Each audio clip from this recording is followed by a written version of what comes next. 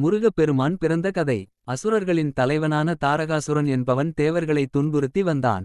அவனை அழிக்க சிவபெருமான் பார்வதி தேவிக்கு பிறக்கும் மகனால் மட்டுமே முடியும் என்ற நிலை இருந்தது. சிவபெருமான் தனது ஞான கண்ணிலிருந்து 6 ஒளிச்சுடர்களை வெளிப்படுத்தினார். அந்தச் சுடர்கள் அசுரர்களின் தலைவனாகிய தாரகாசுரனை அழிக்கும் ஆற்றல் கொண்டவை. அந்த 6 சுடர்களையும் தாங்கும் பொறுப்பை வாயு பகவான் ஏற்றார்.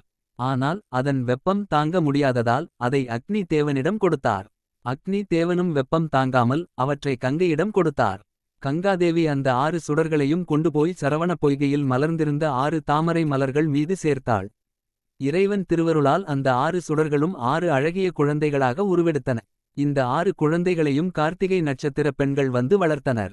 ஒரு நாள் பார்வதி தேவி சரவண பொய்கைக்கு வந்து அந்த 6 குழந்தைகளையும் எடுத்து ஒரே சமயத்தில் அன்புடன் அணைத்தாள். அப்போது அந்த 6 குழந்தைகளும் ஒரே திருமேனியாக மாறின. அவரே முருகப்பெருமான் ஆவார். 6 குழந்தைகளும் ஒன்றாக இணைந்ததால் அவருக்கு கந்தன் ஒன்று சேர்க்கப்பட்டவன் என்ற பெயரும் 6 முகங்களைக் கொண்டதால் சண்முகன் என்ற பெயரும் வந்தது. கார்த்திகை பெண்களால் வளர்க்கப்பட்டதால் அவருக்கு கார்த்திகேயன் என்ற பெயரும் உண்டு. சரவண பொய்கையில் தோன்றியதால் சரவணன் என்றும் அழைக்கப்படுகிறார். இப்படியாக அசுரர்களை அழிக்கவும் உலகை காக்கவும் முருகப்பெருமான் அவதரித்தார்.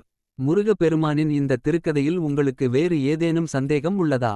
அல்லது அவரது மற்ற பெயர்களுக்கான காரணங்களை தெரிந்து கொள்ள வேண்டுமா?